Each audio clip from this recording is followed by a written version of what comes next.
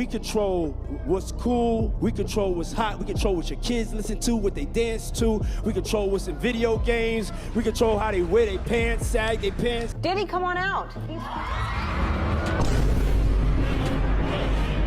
There's a clip circulating right now that people genuinely cannot stop talking about.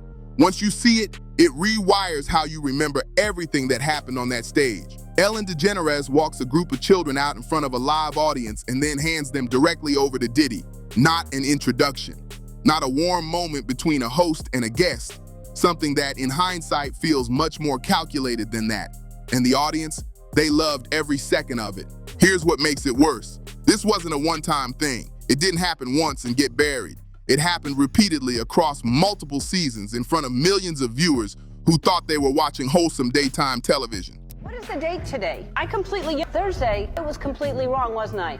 All this time. Diddy, come on out. Before we go any further, let's make sure you're caught up because you're going to need the full picture to understand why any of this matters. Diddy is now a convicted criminal. That's not alleged anymore, that's settled. And one of the names that keeps appearing when you trace his public connections is Ellen DeGeneres. Her show ran for nearly 20 years. In that window, Diddy made more than 17 appearances on her stage between 2006 and 2022. Let that number sit for a second. 17 times. That's not a guest spot. That's not a favor. That's not coincidence. That's a standing relationship with roots going back almost 2 decades, built on shared laughs, shared audiences, and a level of comfort that clearly ran deep on both sides. So what actually happened during those appearances? Let's go through it piece by piece because the full picture looks nothing like what the audience was led to believe. Start with the clip that stops people cold the first time they hear it. Diddy is sitting on Ellen's couch, relaxed, comfortable, almost casual, talking about his influence over young people in the industry. The audience laughed. Nobody flinched. It got treated like another memorable Diddy soundbite, the kind of bold thing he always said he's been convicted of, and the words land completely differently. He said, "I'm going to take your souls. We have the power. We decide what's hot. If we don't go, nobody goes. If we don't support, nobody supports. We control what's cool. We control what's hot. We control what your kids listen to. We control what's in video games. We control how they wear their pants, sag their pants. We control everything." I'm going to take your souls. We have the power. We decide what's hot. If we don't go, nobody goes. If we don't support, nobody supports. We control what's cool. We control what's hot. We control what your kids listen to, what they dance to. We control what's in video games. We control how they wear their pants, sag their pants, everything. That aired on daytime television. The audience laughed and applauded, and nobody pushed back, not even once. Now here's the moment that started this whole thing. The clip that spread first, the one that got people digging into everything else. Ellen brought a group of young cancer patients out onto her stage. They were from an organization called Fight All Monsters. These weren't healthy kids having a fun TV moment. Some of them were genuinely fighting for their lives, and Diddy's music had reportedly become a kind of anthem for them during that fight. So when Ellen called him out from backstage as a surprise, the audience exploded. The room lit up. It looked like pure joy from every angle. But now that same moment reads completely differently, and that's exactly what this video is gonna walk you through. Here's the thing about that segment with the sick kids. On the surface, it looked like everything a daytime talk show moment is supposed to be. Warm, emotional, the kind of clip that gets passed around as proof that celebrities have big hearts, to something much darker. Nobody is claiming anything happened to those specific children that day. That's worth saying out loud, and it's worth meaning it. But here's what's undeniable. A group of sick, vulnerable kids was brought directly in front of a man who has since been convicted of exploiting young people and didn't stumble into that moment. She engineered it. From the clip might actually be harder to process. On a separate appearance, Diddy sits across from Ellen and casually brings up adopting a white child, right there in the middle of a normal conversation, in the same breezy tone he used for everything else on that couch. My name's Ava. I'm a Scorpio. No. What's your last name? Ava Combs. What's your other last name? Veroni Combs? Yes, it's breaking news. Diddy adopted a white child. I want you to tell them the story about how I adopted you. Ellen leans in, the audience laughs, and the whole thing gets played like a charming celebrity quirk. Then comes the bit where the girl, a child named Ava, is prompted to explain the story herself. So, I was on the streets, and then Beat story from an eccentric superstar doing eccentric superstar things. The audience ate it up. Ellen played along. Nobody pressed on any of it.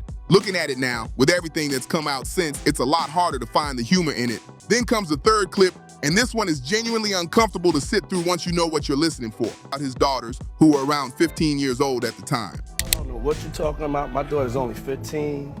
They're not dating? No, they're not. Not that. They better not be dating right now. They're 15. They've got to have boyfriends or girlfriends or something. That's an age you start, like, being interested. I didn't know that. How old were you when you first started getting interested in... I was wild. I was different. I was from a whole nother time. Yeah, I know. I know. And Ellen starts pushing on why they aren't dating yet. Not once, not as a throwaway line, but repeatedly in a way that keeps steering the conversation back to it. They're cheerleaders, right? No, I really thought that they don't start dating till like 17, right? When do they start dating? Oh my God. Like 14. They have to have boyfriends. Have you met them yet? No, they don't have any boyfriends. Well, you're confused now. Yeah. Diddy resists at first, says they're only 15, makes it clear they're not dating. Ellen keeps going anyway. She tells him girls that age already have boyfriends or girlfriends. She asks how old he was when he first got interested in someone. She floats the number 14 like it's just common knowledge, like that's simply when it starts. The audience laughs. Diddy looks a little caught off guard.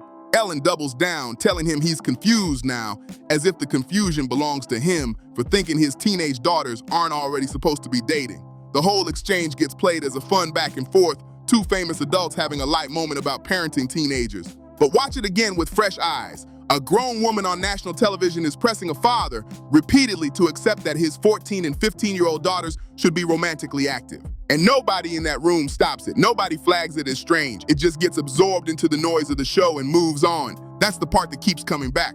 Not just what was said, but how easily it all went down. She flips the whole conversation on him.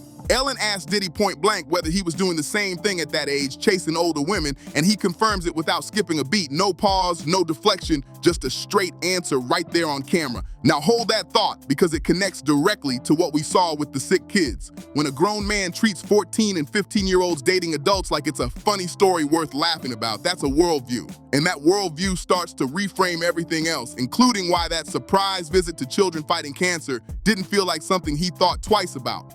Then the conversation shifts to the parties. And this is where the tone changes completely. Diddy describes his celebrations running until 3 in the morning, 4 in the morning, deep into the night, and Ellen doesn't react with shock. She doesn't even blink. She already knows. That detail alone is worth slowing down on. Ellen DeGeneres, sitting behind that desk with her studio audience laughing, already knows these parties exist and how late they run. She's not hearing this for the first time. She's in on it. And then it plays out live on camera. She asks if she's invited. He says yes, she's invited to all of them, and he even jokes that maybe he'll throw one at her house. So tell me about your birthday party. Am I invited? Yes.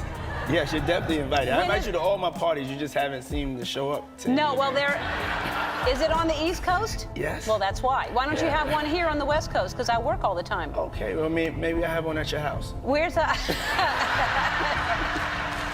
Now, what time would your party start, let's say? Like 9:30. Really? That early? Yeah. I could make that. Yeah. But I could think of you of starting a party at like midnight. They laugh. The audience laughs. The whole thing gets packaged as a fun celebrity exchange between two powerful people who clearly move in the same circles. Like, what time will it go till? That's a different type of party. No, it'll go from like 9:30 to like maybe 3 o'clock, 3 o'clock. And then, you know, we have the top 2 floors of the hotel. And then it will carry on there? Yeah. Then no, I mean the after party. No, I know about them. But listen to what's actually being said underneath the surface. She asks what time his parties start. He says around 10. She says she can make that. Then she pushes further and suggests she thinks of him more as a midnight kind of guy. She asks what time they go until. He says 2, maybe later, and then the top 2 floors of the hotel carry the after party from there. The audience keeps laughing. Ellen keeps smiling. Nothing about this exchange feels alarming to anyone in that room. But we're not watching this in 2006 anymore. We're watching it now. After Cassie Ventura's lawsuit, after the federal conviction, after detailed court filings laid out exactly what happened inside those parties. These weren't just late nights with a DJ and too many drinks. They were documented sites of abuse and exploitation, described in legal proceedings that led to a criminal outcome. The laughing, the winking, the playful banter about after parties on hotel floors, it all lands completely differently once you know what those rooms actually look like. And it doesn't stop there. In another clip from a different appearance, Ellen asks Diddy flat out what time he stays up until. He says 4 in the morning, easy, no big deal. She presses him, asking what he's doing every single night until 4 a.m., since he's clearly not hitting clubs every night. He brushes past it. She moves on. The audience claps. Nobody asks a follow-up. That's the thing that keeps standing out across all of these clips. The questions get asked, the answers are given, and then the whole room just moves on, like none of it matters. Diddy leans back in his chair and answers Ellen's question without missing a beat. Making love a lot, he says, completely straight-faced, like he just told her his favorite breakfast order. Ellen laughs. She says that's her favorite answer too, and the audience eats it up. Nobody flinches, nobody questions it. Just daytime television doing what daytime television does, keeping everything bright and breezy and completely surface level. But sit with that exchange for a second. What time do you stay up till? I stay up till like maybe 6 in the morning. I'm back up at like 10:30, 11. 6 in the morning? What do you do every night till 6 in the morning? You don't go to clubs every night. No, I mean, I make love a lot.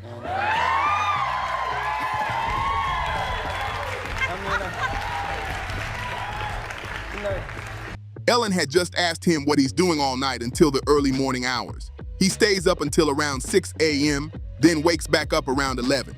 And his explanation for how he spends those hours: making love, a lot, on camera, in front of millions of people, and somehow that just landed. Nobody pressed, nobody followed up. The crowd laughed and they moved right along. That's Ellen, my favorite answer ever. I told you when I came on the show I was gonna be completely honest and expose myself to the world. This is what that era looked like. Things were said openly, right out in the light, and the whole machine just kept rolling. Now here's where it gets genuinely hard to ignore. While all of this was playing out on television, while the parties were happening and the industry was looking the other way, one man had been screaming about it for years: Cat Williams. People called him erratic. They said he'd lost it. Interviewers would nod politely and then cut to commercial. But he never stopped talking, and he never changed his story. He talked about turning down $50 million, not once, 4 times. He said he had to keep saying no to protect himself, and he was specific about why. He said Diddy wanted him to come to those parties. Turn down $50 million. Now, I've had to turn down $50 million 4 times just to protect my integrity and that virgin hole I was telling you about. Right, because P. Diddy be wanting to party. And you gotta tell him no. You got to tell him no. I did. I did. Be gay in Hollywood, you never fucking. And he said no every single time. He described these mansion events in detail. Big open gatherings on the surface, and then separate private rooms deeper inside where something else entirely was going on. Expected. They be having these big-ass mansion parties, and the mansion party, the whole mansion is a party, and then it's a separate party in the little rooms. I ain't been famous that goddamn long. I'm excited than a motherfucker to be at the mansion party. You be looking at all the goddamn rooms, and you around and look in the wrong room.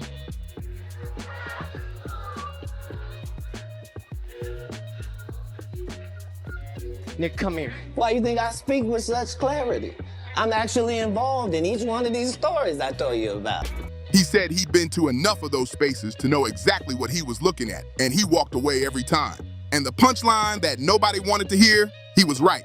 Everything he described, the parties, the pressure, the culture of secrecy wrapped inside celebrity glamour, all of it has since come spilling out through lawsuits, testimonies, and federal investigations. Cat Williams didn't predict the future. He was telling you what he already knew. He put it plainly in one clip. He said, "Why do you think I speak with such clarity? I'm actually involved in each one of these stories I told you about." That's not a comedian doing a bit.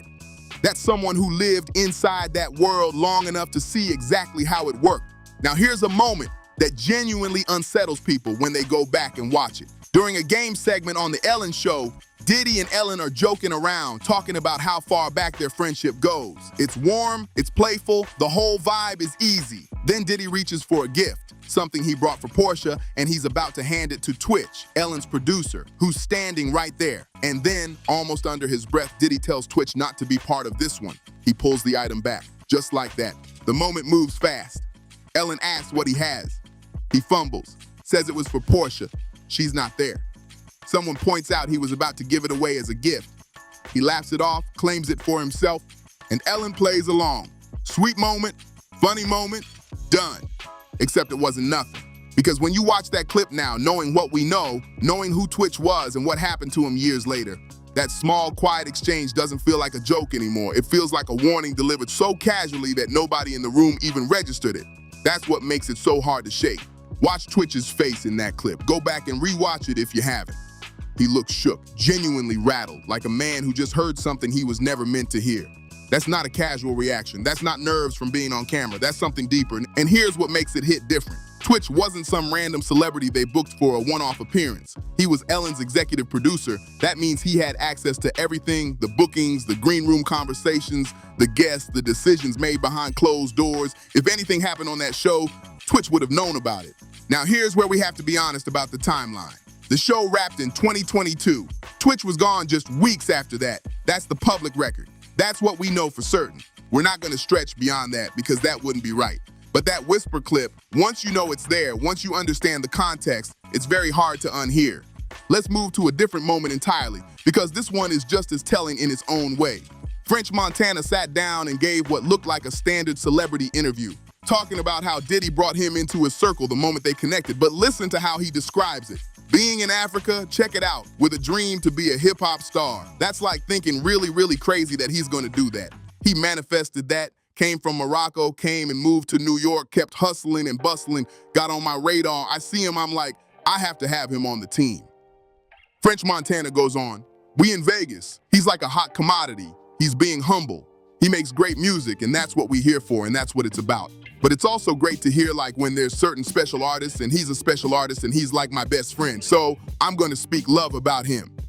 On the surface, that reads like two friends bigging each other up in public. Normal enough. But here's the moment that people keep coming back to every single time this conversation resurfaces. Ellen kisses French Montana's hand, slowly, deliberately, while holding direct eye contact with Diddy. Not a glance, a stare. And Diddy's reaction is immediate, sharp, almost territorial, like he's watching something he didn't authorize, something that catches him completely off guard. Happy birthday to you. Happy birthday, dear friend. Happy birthday to you. This is a special birthday for both of us. That is not the energy of a talk show host and a regular studio guest. That's two people communicating something the rest of the room doesn't have the context for.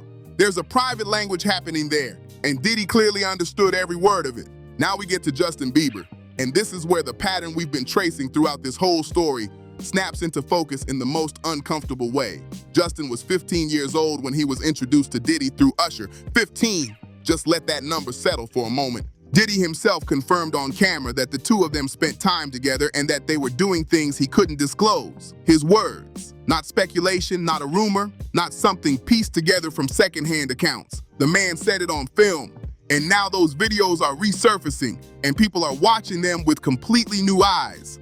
The question that keeps getting asked, the one that nobody seems to have a clean answer to, is painfully simple. Why was a 40-year-old man spending that kind of time alone with a 15-year-old boy? And why, at any point along the way, did no one in that entire industry stop and treat that as a problem worth addressing? Pay attention to what Diddy actually says in this clip because the words matter. They're having the times of their lives, like you know where we hanging out and what we doing. We can't really disclose, but it's definitely a 15-year-old's dream. I have been given custody of him. You know, he signed to Usher. Who signed Usher? I had legal guardianship of Usher when he did his first album. I did Usher's first album. I don't have legal guardianship of him, but for the next, he's with me.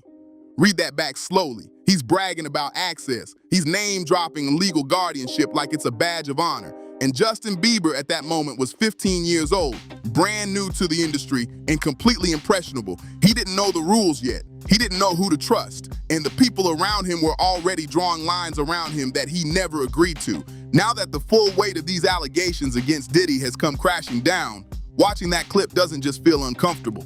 It feels like evidence of something that was hiding in plain sight the whole time. The language, the access, the casual reference to custody. It's all sitting there in a public video that millions of people watched and nobody flagged for years. There's another clip worth bringing up. Justin Bieber, Trey Songz, and Odell Beckham all together at one of Diddy's parties. It's a New Year's celebration on the surface. But there's a moment in that footage, quiet, almost silent, that people online have been picking apart for years. A brief exchange between two people in the room that doesn't quite fit the energy around it. Something passes between them that nobody has ever been able to fully explain. Watch it yourself and form your own read. The comment section under that video has been going back and forth on it for a long time, and honestly, nobody has landed on a clean answer. What we do know is what came later. Justin Bieber broke down publicly about his time in this industry in ways that were raw and uncomfortable and very hard to dismiss. He talked about being young, being surrounded by people who said they loved him, and then watching every single one of those people turn their back on him without blinking. I just wanted to be a good example, and it was hard for me. Being that young and being in the industry and not knowing where to turn and everyone, telling me they love me and, just turn their back on you in a second. I just want to protect her, I don't want her to go through anything I went through. I don't wish that upon anybody. That's not the kind of thing someone says about a rough patch in their career. That's the language of survival. That's someone who got through something and is still trying to process what it actually was. And when you line that up against the pattern we've already laid out, young people being orbited by powerful industry figures, being positioned and handled and passed around social circles before they were old enough to understand the weight of what was happening, it stops looking like coincidence. And Ellen fits inside that same pattern in a way that's hard to ignore once you've seen it. The sick kids she brought onto her stage, the way those appearances were framed as heartwarming and uplifting, the way the whole machine around her was designed to make any criticism feel cruel because who attacks someone doing good things for kids? That optic shield is exactly what made the pattern so hard to see in real time. And then there's the birthday tweet. This one lands differently every single time. Ellen posted a public birthday message to Diddy and called him, and this is a direct quote, "cuddle mixed snuggles." Then she told her followers they didn't need to know why. That's the part that should make everyone stop scrolling. You don't post that kind of language about someone you booked a few times for ratings. You don't give someone a private nickname and broadcast it publicly unless you're comfortable, deeply comfortable with what that nickname represents. That's inside language. That's the kind of shorthand that only exists between two people who shared something the rest of the room wasn't invited into, something the public definitely wasn't supposed to know about, and yet there it was, sitting in plain sight on her timeline, just like everything else connected to this story. And she said it out loud, on camera, in front of everyone, with nobody pushing back. Let that sink in for a second. Next up, the IV drips. And honestly, once you know what's actually behind this moment, it hits completely different. Diddy rolls up to a live television appearance hooked to an actual IV line, right there on set, in front of the cameras, in front of the audience, in front of everybody. And the crowd laughs. The host laughs. Nobody blinks. The whole thing gets written off as Diddy just being Diddy, doing too much, being theatrical, putting on a show. He even explains it himself right there on air. I'm on tour, I just said 5 nights in a row. I walked in with an IV. I walk back there and he's literally holding an IV. You just took that out yourself? Yeah, let me get to the story real quick. I know it's your show and everything, but I walked out with an IV and they said, thank you, thank you, thank you. They said that I would have to stay. I said, no, I have to go. I said, I could pull it out myself. The room eats it up. It's treated like a punchline, a flex, a peek behind the curtain of a man who just works that hard and plays that hard. But here's where it stops being funny. Reporting tied directly to his federal case connects those IV drips to recovery from multi-day private gatherings, the exact kind of gatherings described in the charges against him. That was the real story. And it was sitting right there on daytime television in front of a live studio audience in plain sight while everyone laughed along. Now we get to the final one, and this might actually be the loudest signal of everything we've covered today. In 2023, the film Sound of Freedom became one of the most talked about releases of the entire year. It wasn't just a movie, it was a cultural moment. Celebrities were posting about it, influencers were sharing it, public figures across every lane of entertainment were using their platforms to amplify the conversation. The film carried a direct message about child trafficking, about the people who fight to stop it, and about the systems that allow it to keep happening. It sparked debates, it moved audiences, and it pushed people to get involved in their own communities. Ellen said nothing. Not a single post, not a comment buried in a caption somewhere, not even a vague passing reference. Complete silence from someone with one of the most recognizable platforms in American television history on the one topic that touched everything we've been connecting throughout this entire story. That silence is loud. It's the kind of quiet that's hard to explain away. So now put it all together, because this is the moment where everything lines up. The kids brought out as a surprise, no context, no parent present. The daughter's conversation, so casual it barely registers until you replay it with fresh ears. The parties, and her own admission that she already knew what kind of parties those were. The tweet, posted and sitting there publicly, with no one asking the obvious follow-up question. The IV drips, laughed off on live television, while the real explanation was buried in a federal case years away from coming to light. And then the silence, when the one film that spoke directly to these exact issues dropped and broke through to mainstream culture. Stack all of that next to each other and you're not looking at coincidences anymore. You're looking at a pattern, a consistent one. Clip after clip, moment after moment, each one easy enough to dismiss on its own, but nearly impossible to ignore once they're lined up side by side like this. That's what makes this story so difficult to shake. It wasn't hidden in shadows. It was sitting on television, smiling, getting applause, and that brings us to the question that's been building since the very first clip. Did Ellen actually know more than she ever let on? Was she genuinely in the dark, or was the performance of not knowing the whole point? And now that we understand so much more about what was happening behind the scenes with the man who sat across from her on that couch for years, should these old clips be getting a harder second look? Because a lot of people are watching them differently now and it's not hard to understand why. Drop your thoughts in the comments below. This conversation deserves to keep going, and we want to hear exactly where you stand on all of it. If this kind of deep dive storytelling is what you're here for, hit that subscribe button because there's a lot more where this came from. See you in the next one.